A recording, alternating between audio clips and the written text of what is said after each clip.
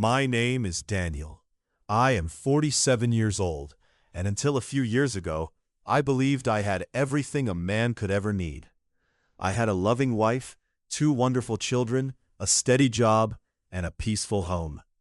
My wife, Rebecca, was the heart of our family. She was kind, patient, and always knew how to make even the hardest days feel easier. Our daughter Emma was 15, and our son Jacob was 12. Every evening, we gathered around the dinner table, shared stories about our day, and laughed together. Life wasn't perfect, but it was beautiful. Then one winter morning, everything changed. I woke up feeling weak. My chest felt heavy, and every breath seemed harder than the last. At first, I ignored it. I told myself it was just a cold. But after several days of coughing and exhaustion, Rebecca insisted that I see a doctor. Reluctantly, I agreed. The examination led to more tests. Then came the diagnosis: pneumonia. The doctor told me I needed immediate treatment and several days of hospitalization. I wasn't happy about it, but I had no choice. The hospital became my temporary home, and that was where I met her. Her name was Olivia. She was one of the nurses assigned to my ward. She was professional, friendly, and always seemed to know exactly what to say when patients felt scared. Every day she checked my medication, asked how I was feeling, and encouraged me to rest. At first, she was simply a nurse doing her job.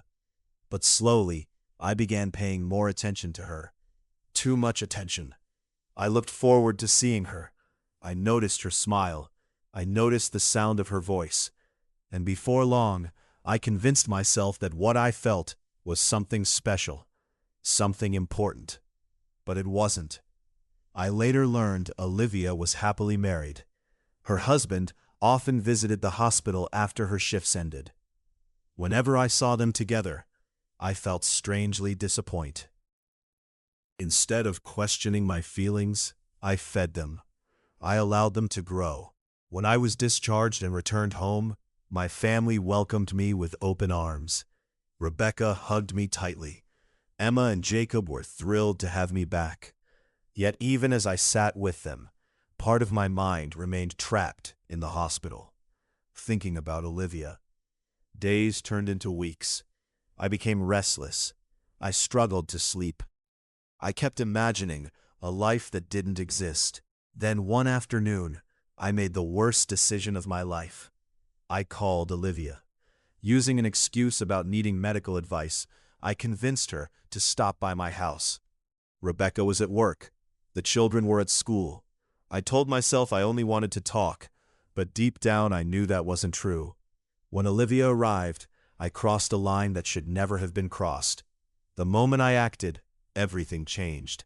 She immediately stopped me and demanded to know what I was doing.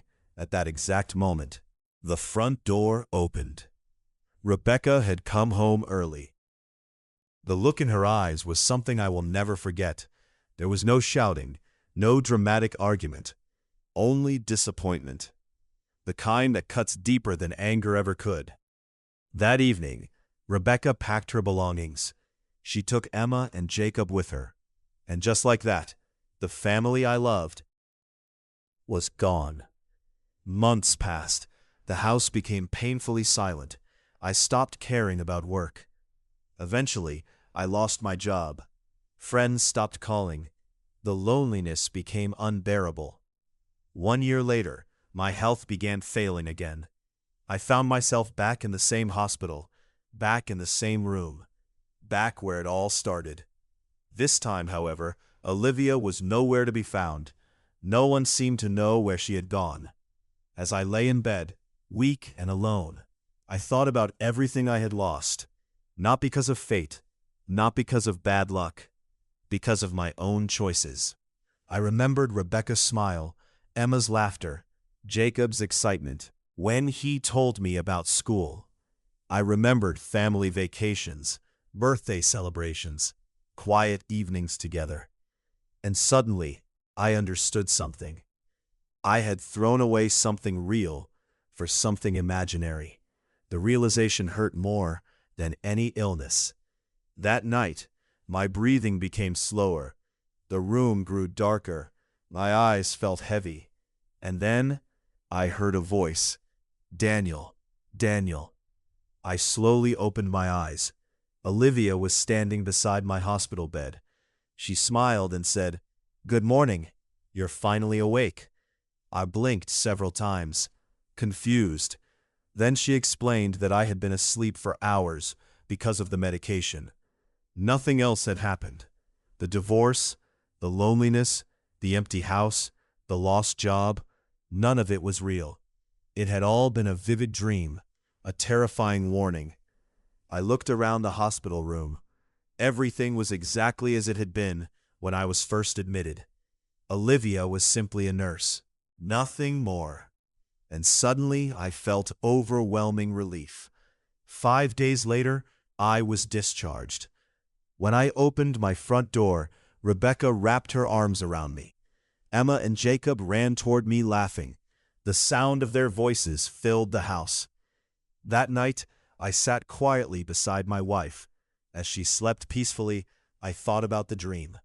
It had felt so real, so frightening, and yet I was grateful for it, because it taught me something I might otherwise have learned too late. Sometimes we chase illusions because they seem exciting, but true happiness is often already sitting beside us. Real love isn't a fantasy. It's the person who stays with you through sickness, stress, and ordinary days. As I looked at my family, I smiled. For the first time, I truly understood how lucky I was, and I promised myself I would never forget it again.